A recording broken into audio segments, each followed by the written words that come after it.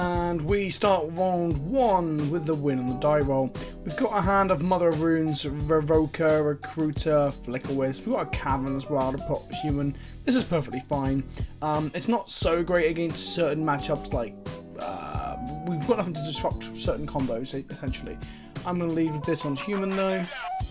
I'm going to play my Mother of Runes, and I'm hoping to God this is a fair matchup. They crack a Bloodstained Mire, find a Volcanic Island, and they bolt the mum. Rude, but fair. I can only assume this is some sort of Delver variant. All the Delver variants right now are playing Terramander, you know, Peter Parker. So I'm going to blind name that. The other choice would be Grim Lavamancer. There's a potential that they're not, and they're the Grixis control, and they've got Jaces and things, but that's a few turns down the line, and we can reset our Revoker before. They crack a Bloodstained Mire, get an Underground Sea. Are they a Delver variant? Yes, they are. Double Delver. Wow. Okay. A Brainstorm on the upkeep to set up Delver flips would be brutal. I hope that does not come. I guess we can play Sanctum Prelate on 1. That kind of locks them out of a lot of stuff. That's a really good top down. Now, there's always a possibility they just blind flip these. I really fucking hope that isn't the case. Come on, one time, no flipperino. Oh, got him. Bitter Blossom. Oh, well, shit, okay. Interesting. I guess Mirren Crusader can swing through that all day long. I'm going to swing with my Revoker. There's a chance that they might block here to kill it off if they've got Terramanders in their deck. No, they're happy to take 2. I'm hoping this Mirren Crusader will be able to race any Bitter Blossom shenanigans. We're putting a Recruiter for the Stoneforge Mystic next turn to go get some sort of equipment so we can deal with all these fucking fairies. They cracked a fetch to try and see if the second card was going to be able to flip these Delvers. Neither of them did, so better lucky than good, right? On my side of things. They cast a 3-mana Light Up the stage. That is interesting. They reveal a Ponder and a Wasteland. I mean, Wasteland does get my Cavern. That turns on their Dazes and their... Yeah, turns on their Dazes and their Force of Wills if they exist. I'm going to bait out IU Cat Spell with my Mirren if I draw a land. Okay, I drew an Eighth of Our, which is basically a land, but we can't cast it because of Sanctum Prelate. The sadness is real. We get in for 4 with Mirren Crusader. We could offer up our Sanctum Prelate there for a double block so it dies and play a Vial, but I'm sure their hand is probably full of Fatal Pushes, Inquisitions, Thought Seizers, Bolts, Ponders, or Brainstorms, so I think doing that is a really bad idea. The Sanctum Prelate is currently doing God's work. They have scooped it up. Who would win in a fight? One can full of fairies, or one spiky Mirren boy? Looks like the Mirren Crusader wins out here. They could have blocked over the next 2 turns. That's a very hasty concession, but whatever. In game 2, we have a hand of 4 colourless lands and 2 removal spells and a Thalia. There's a chance we could risk this for the biscuit, as it were, and wasteland them on turn 1 and wasteland them on turn 2, because they're probably not playing any basic lands, because they're a Delver variant. The problem with that is if they just play a Delver, we could just die.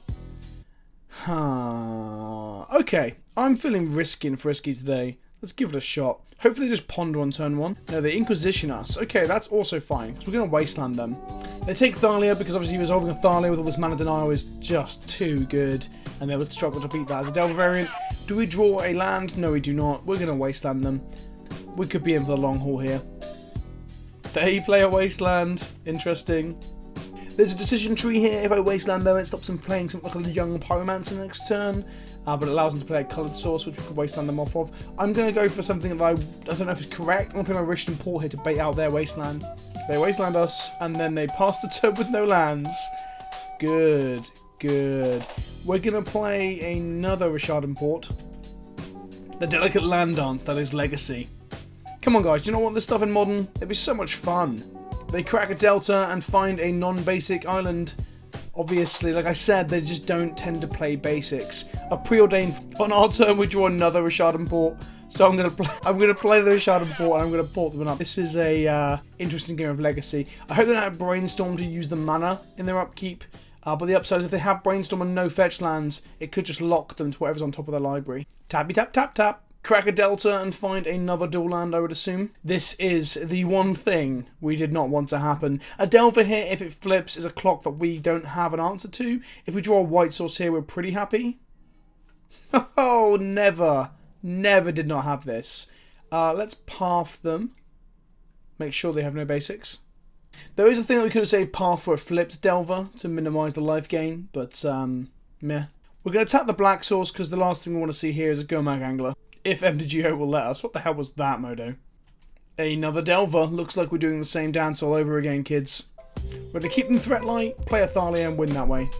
and then to opt to wasteland them off black, pass to the upkeep, and let's port them again. Next turn I'm going to resolve with Thalia, and I'm going to love life. Okay, they wasteland one of my ports. Makes sense. They don't know Thalia is coming though, so there is that. We have the mana to pay around days as well, which is great. I protect my other Vishnu ports from a wasteland. They might actually go in on a wasteland on this port because we only played one. If we played a second one, they might not do that. I'm trying to lure them basically. Either way, I think they're in just a really tough predicament here. We've got Thalia plus 2 ports. Feels good. Thalia survives. Sweet. We're going to play a Stoneforge Mystic because this will lessen the clock significantly. We're going to get Fire and Ice or Battle Skull. It resolves. They want to use their mana for days. They probably don't have days if that's resolved. I pick up Sword of Fire and Ice so that we can beat a resolved True Name Nemesis. End of turn, I fully expect a bolt, but there isn't one. They just don't have the removal. I mean, if they had the removal, they would have used it on Thalia during combat anyway. So we port them down here. They have one land up. They don't want to crack it because if they crack it, it makes the land that they get wastelandable if we draw another wasteland. And then we go into the red zone with Thalia. We're going to port them again, make a Fire and Ice, next turn a Crypt Fire and Ice, and that should be game. In response to our porting, they crack the Delta. This means they probably have some form of removal. Or they might just be brainstorming in response using the mana. It's a bolt on our Thalia. That's fine. It does mean that they play a land here, they can actually go ahead and kill our Stoneforge Mystic, which would be a shame. This is very good for us.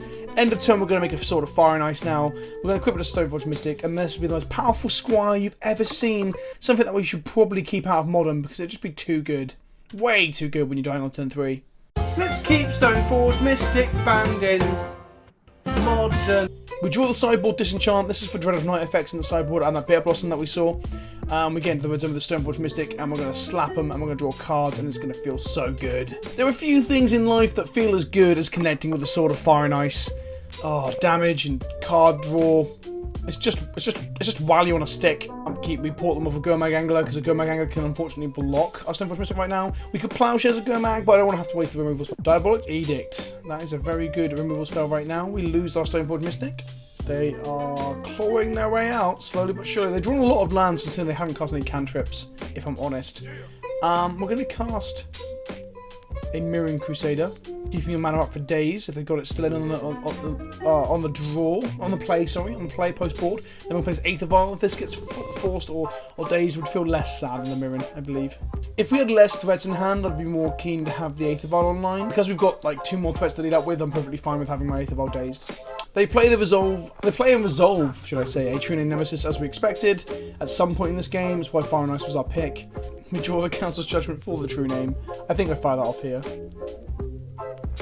Actually, we're pretty safe. I think we can just play Flicker Wisp. We can reset one of our lands as well to port them next turn so they can't play Gomag. This also means that next turn if we draw a land, we can both Council's Judgment and we can Fire and Ice equip. We tap that Underground Sea, and in response they use their mana to kill my Flicker Wisp. Okay, they got an Abrade. They got a lot of removal. That's fine. They slap us for 3 with this very, very aggressive fish. And then for 1 red mana, they play Light Up the Stage. They reveal Brainstorm and Gurmag, neither of which they can cast right now, so I'm pretty happy with that. They can cast Gurmag next turn if we don't port them, though. We draw a 1 of Ancient Tomb here, which allows us to play Flicker Wisp and a Crypt Fire and Ice and port them this turn by resetting a land. That does seem pretty strong. I think that's the line we're going to go with. The Wisp resolves, the Fire and Ice is equipped, and our land comes back at end of turn. We're going to port this Black Source. We've got 2 cards in hand, and we know they can play Brainstorm or Gurmag this turn, so there's a good chance they might find the Black Source for the Gurmag. But Gurmag is one of the best cards in the Grixis decks against us, so we want to try and put them off that for as long as possible. They use the mana from the ported land to Brainstorm, which does seem like an efficient use of that mana. Makes me sad. When people cast Brainstorm, sometimes I get really jealous, because Brainstorm's just so good. Perhaps it's too good. Perhaps we should just ban this filth. Okay, looks like they're playing Gurmag this turn regardless. Oh, they decided to play a second True Name instead? Oh no, they decided to play a young Peasy and the Delver of Secrets. None of these things block my Flicker Wisp. That seems like a weird line. Perhaps they're trying their hardest to set up lethal for a turn later, but that doesn't seem right because Gurmag seems like more damage, unless they know for certain this is going to flip, which they might do. We could do a draw another creature off this trigger from this Sword of Fire and Ice, so we attack them, we hit them for 5, we shoot the young Peasy dead, so that's going to make the most bodies. It's dead. They're on 3. We drew an Aether Vial, so we cancelled Judgment. I could have double ported them if I'd done my mana correctly there. Whoopsie. The Go-Mag is no longer playable now, so I'm not sure if porting them is correct. It does 2 damage to me, but yeah, let's port them. It means they can't K-command our Fire and Ice and then bolt the Flicker Wisp, for example, as well. And that wraps it up. Grixis Delver is defeated once again by something holding a Sword of Fire and Ice. On to the next round.